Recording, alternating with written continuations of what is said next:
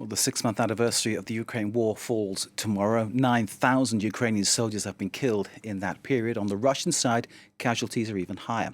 Vladimir Putin launched the invasion on February the 24th, predicting his objectives would be achieved within 72 hours. Today, it's become a war of attrition. Let's bring in for analysis Natia Seskoria, who's an associate fellow at the Royal United Services Institute. Thank you very much for being with us. It's hard to see an end to this conflict 6 months in.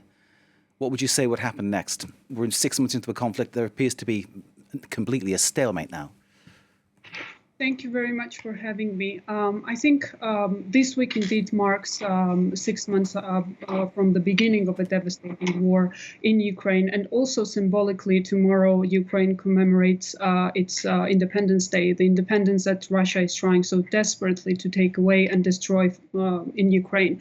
So I think at this point, it is very hard to make any predictions because we have seen that no matter how hard Vladimir Putin tries to portray this so-called special military operation as a coherent and well-planned military offensive, it is clear that things went really wrong for the Kremlin in many ways. However, of course, Ukraine has suffered in terms of huge losses, and this is an existential war for Ukraine. We have to remember that according to the initial Russian plan, this was supposed to be a blitzkrieg operation leading to the downfall of Kiev in 3 days.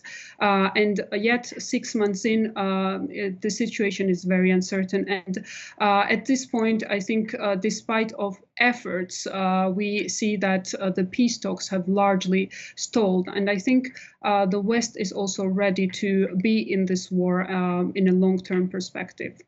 Natia, Vladimir Zelensky said there'll be no peace until Russia withdraws all its troops.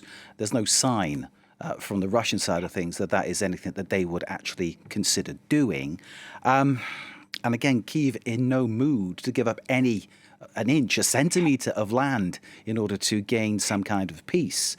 There really seems to be no end in sight. Yes, indeed. The situation is very tough because neither side is ready to make any concessions. On the one hand, of course, Ukraine is fighting for its freedom, for its sovereignty, for its survival, really. So, and we see that Ukrainian armed forces have been fighting in this war fearlessly against the odds. So it is understandable why Zelensky has such a position. And at the same time, we have to take into the consideration the fact that Russia itself is not ready to make any concessions, really, because so far, all the statements that they have been making throughout these 6 months and prior to this war as well is focused on the destruction of the Ukrainian state. At the same time, we see that Ukraine has also started counterattacks, and Ukraine has been targeting air bases, logistics depots, and command centers in Crimea. That has caused a massive chaos among Russians in Crimea, undermining their faith that they can be safe in a Russian-occupied peninsula. I think these counterattacks in Crimea and in Kherson region as well is very important, and it shows that Ukrainian forces can effectively use the Western weapons on precisely targeting Russian ammunition depots. And at the same time, it is also symbolic because we have seen many times Zelensky and key figures from his administration have repeatedly said that the aim is to take back control over the entire territory of Ukraine, which includes Crimea. And in fact, according to recent polls, majority of Ukrainian citizens consider only full liberation of the Ukrainian territories as a victory for Ukraine. So it seems like Zelensky has a huge support among the population of Ukraine. It completely sets out how opposed both sides are and how difficult it is to foresee any way of advancing peace talks, any sort of negotiations.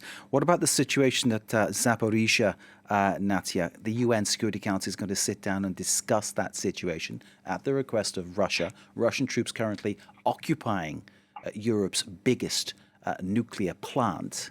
And obviously, there are great fears among, I think, all concerned that something could go wrong at some point in the battle and some kind of nuclear disaster could ensue.